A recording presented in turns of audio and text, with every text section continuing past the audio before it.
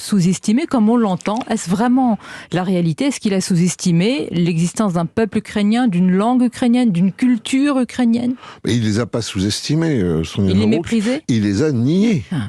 C'est une constante russe de considérer un peu les Ukrainiens comme des petits frères qu'il faut encadrer, à qui il faut expliquer la vie, qui n'ont pas de destin propre. Mais là, Poutine a poussé cette vision jusqu'à la guerre fratricide, n'est-ce pas? Puisque, quand même, la grande contradiction pour les jeunes Russes qu'il envoie mourir face aux soldats ukrainiens, c'est de leur dire « vous allez vous occuper de vos frères en les tuant ». Cette contradiction-là, les Russes censés, mais l'éprouvent de manière très violente dans leur intérieur. Ça ne tient pas, n'est-ce pas? C'est valable pour toute l'Ukraine, expliquez-nous Jean-François Colosimo. Est-ce que au Donbass, ils sont russophones, ils sont ukrainisés aussi si je puis dire, mais en gardant des liens extrêmement étroits avec Moscou? Est-ce qu'ils sont sur la même ligne que l'Est ukrainien? Alors l'Ouest, c'est-à-dire proche de la Pologne, puisqu'en fait on est sur une ligne qui part de Riga, dans les pays baltes, vous voyez la mer Baltique, qui va descendre jusqu'à la mer Méditerranée, en Croatie, à Split. Cette ligne, c'est la ligne sur laquelle s'opposent les missionnaires carolingiens, Charlemagne, latins, qui sont les futurs catholiques, et puis de l'autre côté, ceux qui viennent de Constantinople, la deuxième Rome, aujourd'hui Istanbul, mais qui a été longtemps le centre de l'Empire byzantin, les Byzantins, les Grecs futurs orthodoxes.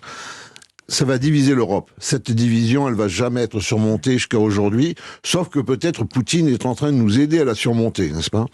Involontairement, bien sûr. Cette division, elle sépare les Tchèques des Slovaques. Vous avez vu, la Tchécoslovaquie, ils n'ont pas arrêté de vouloir s'unir, ils se sont désunis. Les Tchèques, ils sont quoi? Eh ben, ils sont plutôt catholiques, les Slovaques sont plutôt orthodoxes. Et puis ça sépare les Croates et les Serbes. Les Croates qui sont catholiques avec l'alphabet latin, les Serbes qui sont orthodoxes avec l'alphabet cyrillique, l'alphabet slave. Mais c'est le même peuple, c'est la même langue, et ça donne une guerre dès que la Yougoslavie, en fait, sort du communisme.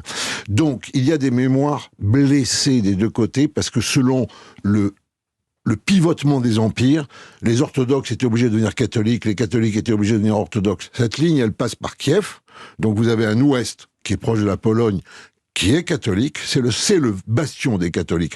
Après, dès qu'on va vers le centre, leur pourcentage diminue, et dans l'Est, il n'existe plus, on est vraiment dans le monde orthodoxe, et qui plus est, proche de la frontière actuelle de la Russie, et qui plus est, plutôt ethniquement et linguistiquement russe, pour autant que ça veuille dire vraiment grand-chose, parce que en Ukraine, les ethnies, les cultures sont à foison, n'est-ce pas? Bon. Donc, Poutine pensait qu'il avait là l'instrument de sa volonté de puissance. Mais il n'avait pas été attentif à un fait.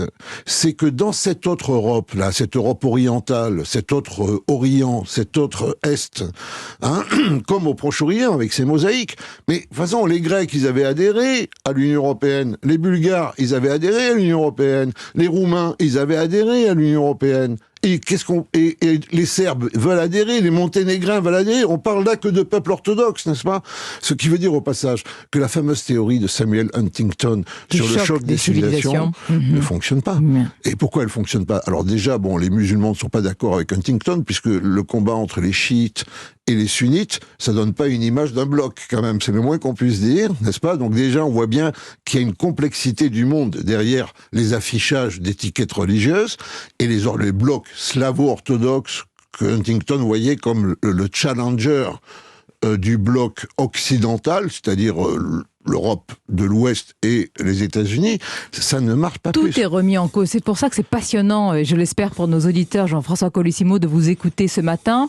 Je vous amène sur un autre domaine. Certaines voix, et je le dis avec prudence, tout en condamnant sans appel l'invasion russe, sans appel, veulent expliquer aussi ou éclairer par le passé les raisons d'une telle guerre. Dans l'antériorité, dans l'histoire, rien ne justifie ce qui est en train de faire Poutine. Elle n'est que de la responsabilité de Poutine, certes.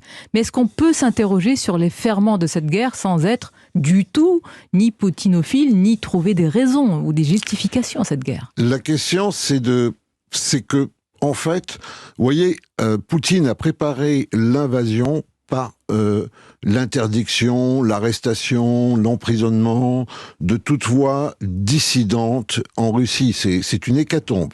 une hécatombe avec des législations particulières. Aujourd'hui, si vous dites le mot guerre, c'est interdit, vous risquez jusqu'à 15 ans de prison. D'ailleurs, vous savez que les Russes se sont toujours débrouillés par des blagues face à leur malheur. La blague qui court aujourd'hui à Moscou, qui court, le bouche à oreille, parce qu'on l'a dit pas trop fort, c'est que bientôt on va retirer Tolstoï des librairies et réimprimer Guerre et paix en disant opération spéciale et paix. Donc, nous sommes quand même face à une maximalisation du mal. Cette maximisation du mal, qui est cette affirmation solitaire de volonté de puissance, accompagnée de menaces nucléaires qui bouleversent tout de même véritablement l'ordre du monde, vous voyez, tant que Poutine,